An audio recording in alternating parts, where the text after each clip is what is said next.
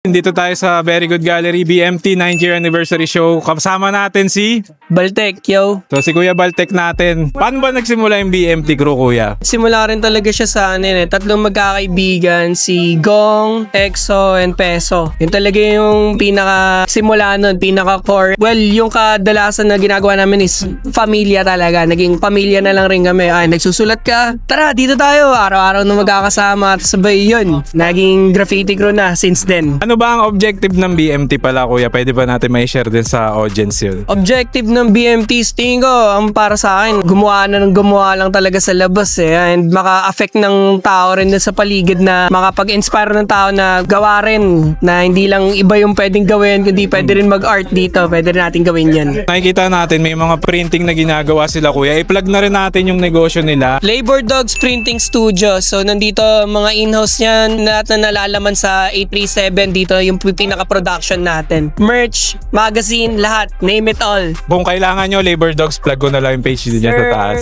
When it comes to new artist, street artist, graffiti writer, ano may advice mo sa kanila, Kuya? Stingo, alamin yung pinaka-game, unwritten rules, yun ang mga aralin, hindi lang basta pasok tayo sa eksena. Aralin din natin siya bago tayo mag-immerse din sa gagawin natin. Events na pwede nating i-plug dyan, pages or promotions na meron kayo para sa audience din natin. Meron akong coming show sa Vinyl on Vinyl. Abangan nyo yan, 2026 January. Kita-kits tayo. And then, art account ko, syempre sa Instagram, Baltek999. And then sa Facebook, Baltek lang. Yan lang. Make sure to follow para updated kayo. Maraming ganap talaga sa art scene. Lalo ngayon na nag-i-immerse na ang mga graffiti writers, especially dito sa Imus Cavite, na tumatawid na sa gallery scene. So, shout out sa mga friends, family, crewmates. Unang syempre, shoutout ko dun sa nag-pass away na mga doggos ko, kay Biggie, kay Yin Yin, and then syempre, shoutout sa family ko, and then sa girlfriend ko, kay Aya, and then syempre sa Mab, sa 837, let's go, let's get it. Siya nga pala, may sponsor tayo ulit, bibigyan natin si Kuya Baltek. Shoutout to Roberlo, Montana Color Spain,